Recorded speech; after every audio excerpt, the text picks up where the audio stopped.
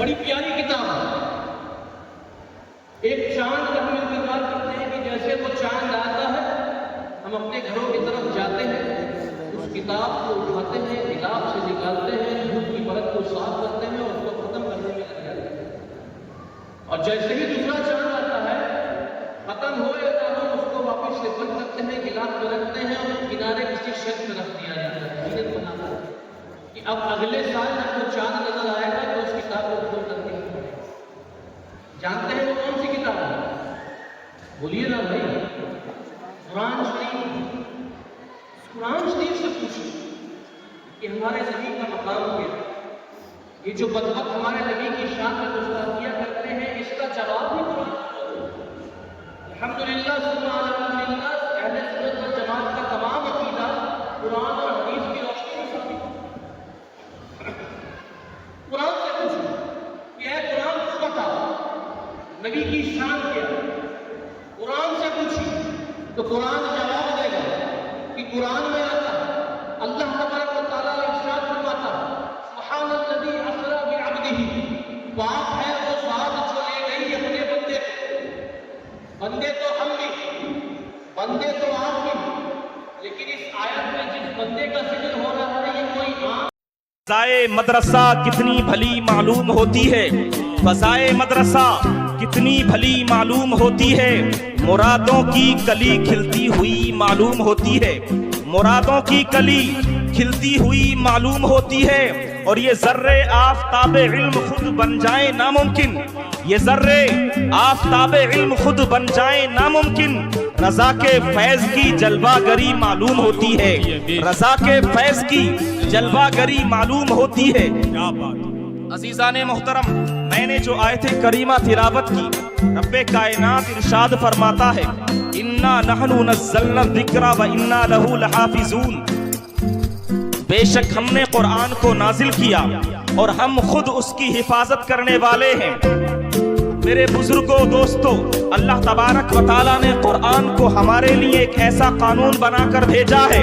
آج ہم اور آپ اپنے ماتھے کی نگاہوں سے دیکھتے ہیں اس دنیا کے اندر بے شمار قانون پائے جاتے ہیں.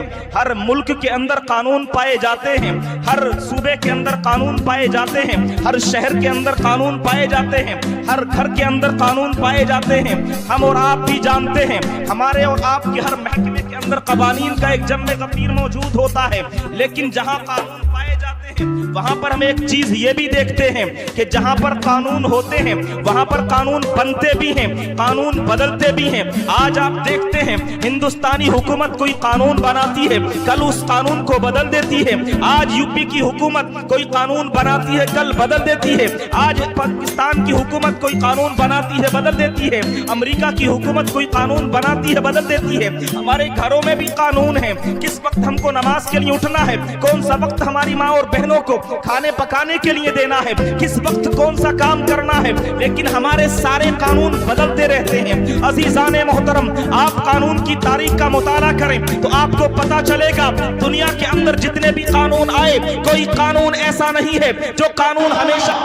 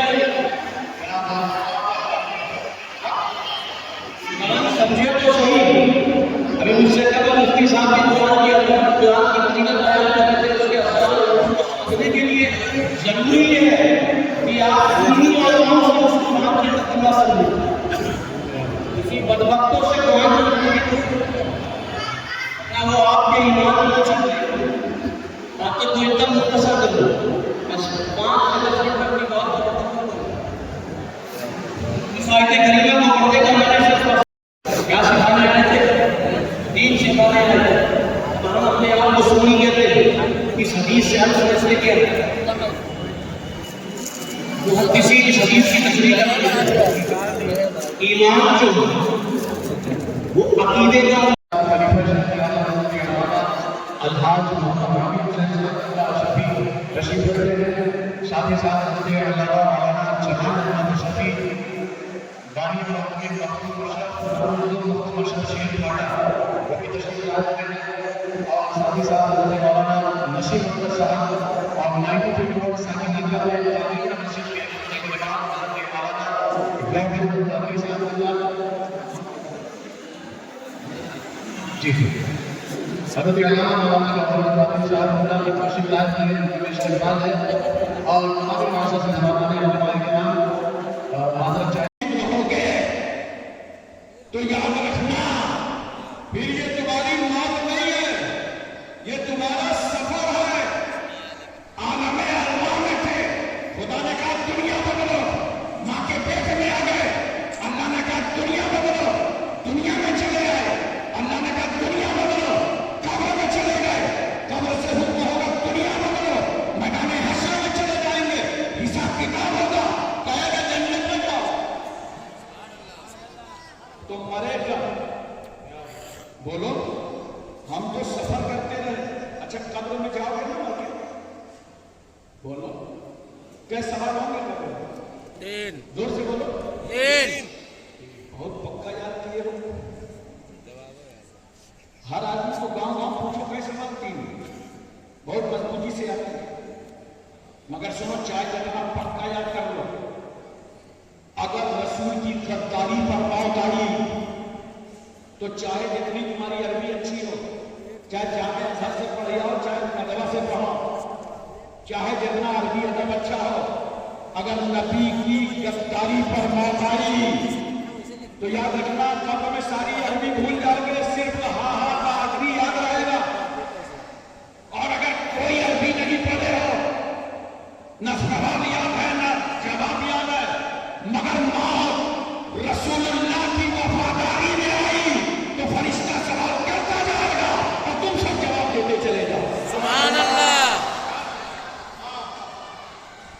پہلا سوال فرشتہ پوچھ رہا ہے، وہ کوئی نیشنل ہائی وے سے نہیں آئے گا فرشتہ، زمین چیرتے بڑے بڑے نام، بڑے بڑے باغ، ڈراؤنی چہرہ، آگے پوچھتا ہے من ربکا، تمہارا رب کون؟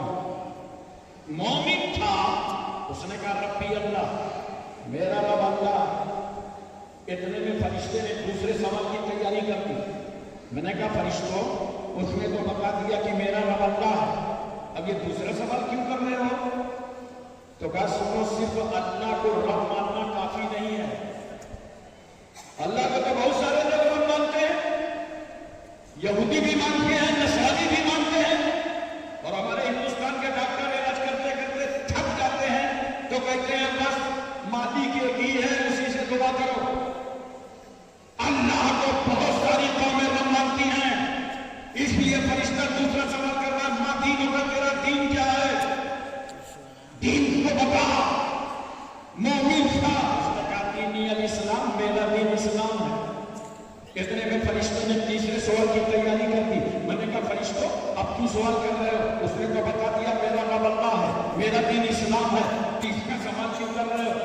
تو جانتے ہو تیسرا سوال کا تیور بتا رہا ہے کہ اسلام میں کئی فرقے ہیں، کچھ لوگ تو اپنی جماعت کا پورا نام ہی اسلام سے رکھے ہیں، اس لیے فرشتہ پوچھ رہا رب بتا دیا ٹھیک ہے، دین بتا دیا ٹھیک ہے، سنو مسلمانوں۔ فرشتہ تیسرا سوال کرتا ہے ما کنت تقول فی ھذا الرجل، اس مرد کے بارے میں بتاؤ کیا خیال ہے، کیا رائے ہے، کیا ارادہ ہے؟ اتنے میں ہماری تلواری قبروں میں آ گئے، جناب محمد رسول اللہ، آٹھویں رسول اللہ، آ گئے بدو صفا، آ گئے شمس الدوحہ، آ گئے بدر الدجا، آ گئے نور الہدی، آ گئے نجم النبا، آ گئے عین التقا، آ گئے زین النقا، آ گئے کنز النقا، آ گئے کشف الدجا، آ گئے بحر المنن، آ گئے نہر السنن،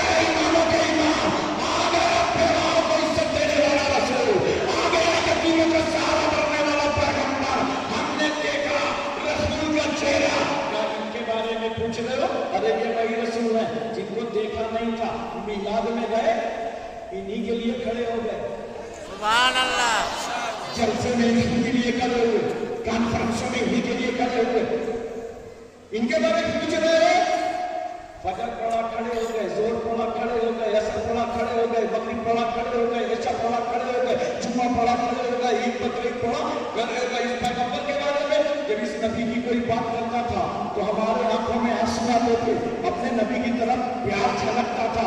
इनके बारे में पूछ रहे हो, हाज़ा नबी मोहम्मद रसूलुल्लाह, ये तो हमारा दादा जनाब मोहम्मद रसूलुल्लाह, सुभान अल्लाह।